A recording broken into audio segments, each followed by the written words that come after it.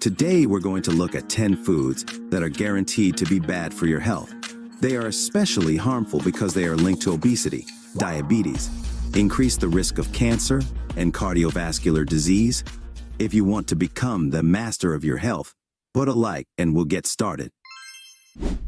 The number 10 product is white bread, and you will probably agree with this because many people say so. White bread is considered unhealthy, but you may have heard that wheat bread is healthy. However, both breads are made from wheat.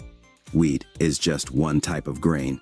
When people talk about white bread, it doesn't mean drastically different. It just means that it has less fiber and vitamins because of the long processing time. The term wheat bread actually refers to whole grain bread, which is rich in fiber and vitamins. Today, we are warned about the harmful effects of white bread because of its empty calories and high degree of processing. However, it is recommended to eat more whole grain bread because fiber slows digestion and lowers the glycemic index. The glycemic index indicates the rate at which blood sugar levels rise after a meal. So it's important to understand the difference. The glycemic index of white bread is 75, while wheat bread has a glycemic index of 74. This is not a significant difference. Soluble fiber is the key part that our gut bacteria can use in food. While white bread has only 0.15 grams of soluble fiber, whole wheat bread has 0.6 grams. Thus, albeit slightly, whole grain bread contains more fiber.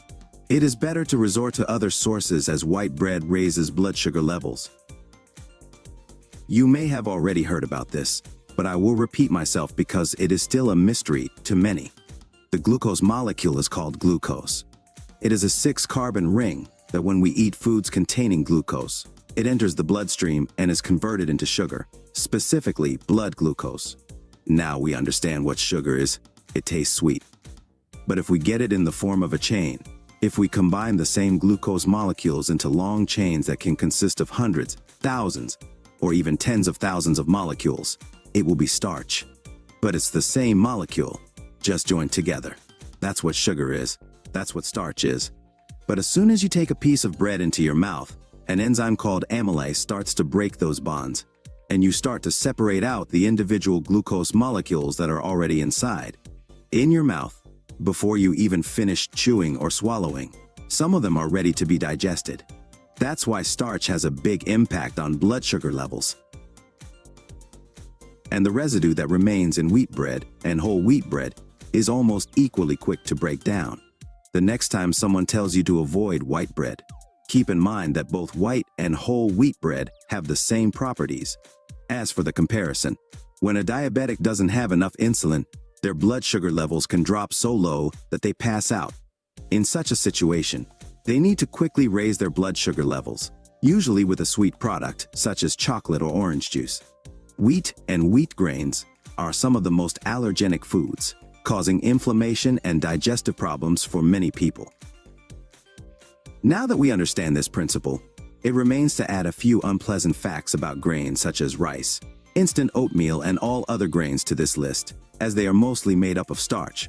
I believe that you don't need to completely eliminate grains from your diet, but if you prefer them, it's worth it to opt for ancient varieties of grains that have not been altered or manipulated, retaining their properties for thousands of years. Such varieties include emmer, corn, spelt, which is also a type of wheat, rye, and oats. When consuming these grains, it is recommended that you favor whole grains, meaning that you use them in flour, or consume whole grains. For example, when eating oats, if you leave the grain whole or cut it into pieces, steel-cut oats, this is much different from quick oats, which go through the process of steaming and grinding into flour. The latter is digested much faster because the glucose molecules begin to break down within seconds or minutes of ingestion. Whole grains, on the other hand, are digested much more slowly because of their smaller surface area, which contributes to the slow absorption of glucose by the body. In my opinion, most people benefit from eliminating gluten from their diet or reducing its amount. However, there are other factors in modern wheat that have undergone many hybridizations and grown with glyphosate that may have health implications.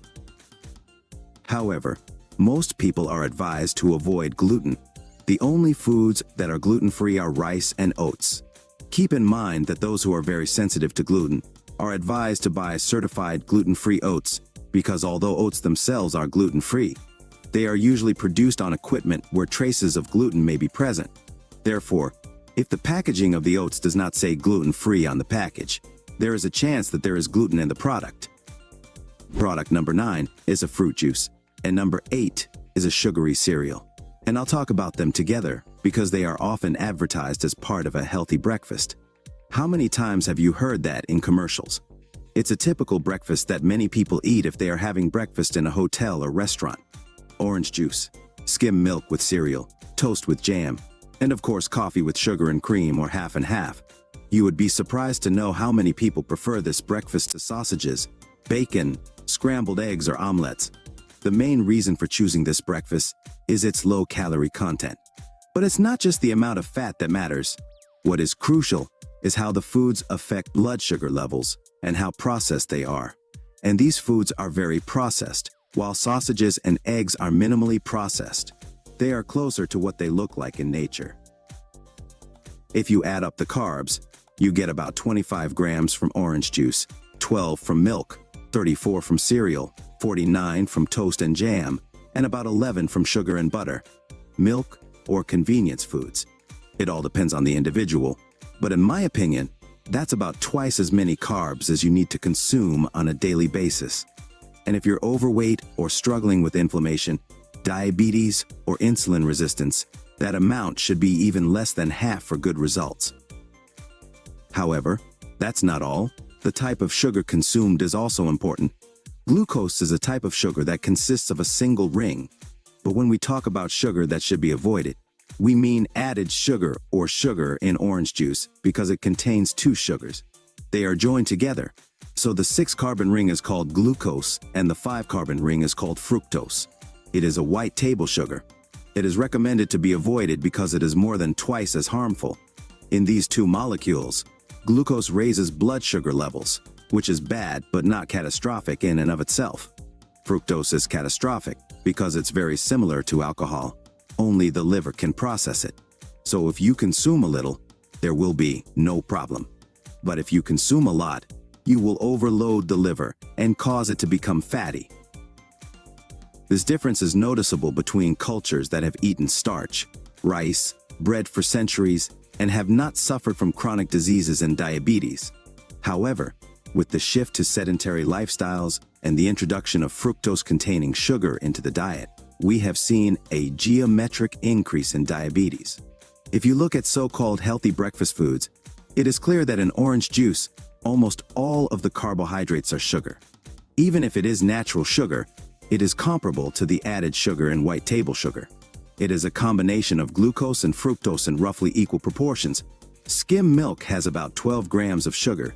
Depending on whether we use baby or adult cereal, the sugar level is different. Jam adds another 6-8 grams of sugar to a few slices of toast, since sugar is added to both ingredients. Another couple teaspoons of sugar in the coffee. So there are 83 grams of sugar in this breakfast, and the only product that doesn't have a 50-50 ratio of glucose to fructose is skim milk, since it has lactose.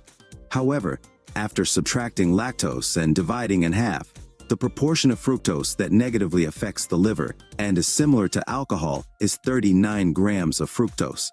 This explains why consuming large amounts of sugar, especially fructose, becomes the leading cause of fatty liver disease. Once thought to be a disease of alcoholics, fatty liver disease is now becoming non-alcoholic, and its cause is fructose. Type 2 diabetes in adults begins to develop as early as adolescence.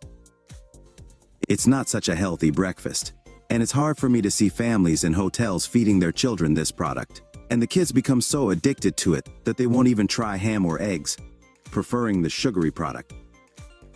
Fast food, the number 7 food that destroys the body, is often found on nutrition charts at fast food restaurants. They usually list macros and calories, where the macros reflect the number of calories, percentages of fat, protein, and carbohydrates. Often these numbers don't look that bad compared to the recommendations, making it seem as if such food is relatively healthy. However, there are significant differences between fast food and real food. First, Real food has significantly more nutrients. It contains enzymes, whereas processed food such as fast food lacks this component. Also, real food has more fiber, which often goes unnoticed. Real food contains all the nutrients and enzymes we need to digest and absorb efficiently. Vitamins are present in food because they are needed to process food, turn it into energy, maintain the body and regulate metabolism and anabolism, and for cell renewal. Nutrients, minerals, vitamins and enzymes play an important role in keeping the body healthy and functioning properly. One of the main reasons for the lack of nutrients in fast food is that they are broken down during processing. As a result, fast food contains mostly sugar, chemical additives, and hormones, and the beneficial elements are lost. Sugar is added to flavor unpalatable food, and chemical additives are used to compensate for the loss of flavor caused by the destruction of natural flavors. Because of the use of the cheapest ingredients, harmful chemicals and hormones are often found in fast food. Compared to real food, fast food has less protein, healthy fats and fiber, resulting in rapid digestion. Therefore, blood sugar levels change slowly after eating real food, while they spike after fast food because of the high amount of sugar and processed starch. Real food keeps you satiated for a long time, while fast food causes a quick feeling of hunger. In addition, real food contains healthy fats such as polyunsaturated fats in fish, saturated and monounsaturated fats in meat, olive oil and nuts, while fast food contains mostly processed vegetable oils devoid of valuable properties. The number 6 product that poses a health hazard is alcohol. It should be understood that alcohol is a naturally occurring substance and is often associated with the culture of many societies where wine is considered part of the daily meal. Although alcohol has no health benefits, it can relieve stress and improve mood. However, its ability to cause psychotropic effects can alter brain function and lead to addiction. While alcohol can be a way for some people to relax, for others it can become an addiction, leading to a variety of negative consequences. Excess alcohol can lead to fatty liver degeneration, nutritional deficiencies, and negative effects on the brain and liver. Product number 5 is artificial sweeteners, and I can't stress enough how much I dislike them. The main ones include aspartame, sucralose, acesulfame potassium or acesulfame K, and the oldest of them all, saccharin, which however is not as widely used these days due to the preference for other sweeteners in terms of flavor. These sweeteners are calorie-free, which makes them popular as we seem to struggle with calories, seeing them as the enemy and striving to consume only low-calorie foods. Often we hear the terms non-caloric and artificial sweetener used synonymously, although this is not true. There are natural non-caloric alternatives such as stevia and monkafructose, which are plant extracts. Artificial sweeteners are man-made chemicals similar to pesticides. For example, sucralose belongs to the chlorinated hydrocarbon family, and chlorine and carbon compounds like those found in sucralose are not found in nature. It is similar to many banned pesticides such as DDT, which causes cancer and damages DNA. In contrast, stevia and monk fructose, which are plant extracts, can be safe in moderate amounts, although excess amounts can have a negative effect on the gut microflora. Therefore, although they can be used as sweet supplements, they should be consumed with caution so as not to overdo it. The 4th product to avoid is fried foods. The problem is not only that they are deep fried, although it is commonly said that fried foods contain too many calories. But it's not just that. The main problem has to do with the type of oil used. Usually, vegetable oil such as soybean, canola, or corn oil is used for frying, which contains a lot of polyunsaturated fatty acids. And we are told that these are healthy fats that are essential. However, they are not. We only need small amounts of polyunsaturated fats such as EPA and DHA, which are commonly found in fish oil. The other polyunsaturated fatty acids are very sensitive to oxidation and are destroyed at high temperatures. When vegetable oils are processed at high temperature and pressure, they break down quickly. In addition, chemical solvents such as acetone are often used to extract the last drops of oil from the raw material. The first problem with fryers is the use of this particular type of oil. The second problem is that because of the high cost of oil, It is not thrown away after each batch, but is used over and over again, leading to oxidation, rancidity, and toxin buildup. The third product to avoid is margarine. It used to be thought that margarine would be the salvation of our health and cause a real revolution. We were persuaded to eat margarine exclusively, giving up butter. In the 1950s and 60s, it became ubiquitous, and it did find widespread use. The oil used to make margarine is the same type of butter we just talked about, with its destructive properties and unnaturalness. A process known as hydrogenation is used to give margarine a solid texture. This means that the oil is exposed to hydrogen under pressure and at high temperatures, resulting in partially hydrogenated oil, also known as trans fats. These trans fats are universally recognized as harmful and may soon be banned. All food packaging must list the presence of trans fats. However, there are ways around this rule, and some foods may be labeled trans fat-free or no trans fats per serving. This means that manufacturers may reduce the serving size to claim that a product is trans fat-free, even if it contains trans fats in small amounts. Therefore, it is important to read the label carefully and look for signs of hydrogenation or partial hydrogenation. This is the most undesirable option, but you should avoid margarine anyway because of the original oil used to make it. In second place are energy drinks, which are hugely popular. People consume them in huge quantities due to stress, constant fatigue, and lack of sleep, believing that it is necessary to overcome the day and keep productivity high. Thus, these drinks are advertised. They usually contain significant amounts of caffeine, which is a stimulant. You may need the caffeine and you can have a cup of coffee, but it is important to do so wisely so that you are not tempted to consume energy drinks. Caffeine is a stimulant that is sometimes accompanied by other stimulants. In addition, these drinks contain sugar or artificial sweeteners, which we discussed earlier. However, the question is, do these drinks actually provide energy? Although they contain sugar, which can provide calories and, in theory, some energy, these drinks actually act as stimulants. They don't give you energy, but rather borrow it. That is, they don't stimulate your body to produce more energy. They actually force your body to work at its maximum capacity. I like to draw a parallel between energy drinks and credit cards because they are often advertised in a similar way. They give you all these promises that your life will improve. Just like credit card promises, if you just get another credit card, your financial situation will improve. At first, it seems that both energy drinks and credit cards can help you in times of need. For example, if you are facing financial difficulties or temporary hardship, they can help you through that crisis moment. However, the problem with both energy drinks and credit cards is that you have to pay for them later. When you take out a loan, you are essentially wasting your resources by getting less than you need, and then you have to pay it back. With energy drinks, you are literally taking a loan from your health, and then you have to pay it back. As for side effects, energy drinks do raise blood pressure, are linked to palpitations, arrhythmias, anxiety, insomnia, digestive problems, and adrenal fatigue. So tell me, do they improve your health? Do they give you energy? Or are they not such a good idea? Finally, the most destructive product to your health is sugary drinks such as sodas. As mentioned, they contain significant amounts of sugar, including glucose and fructose.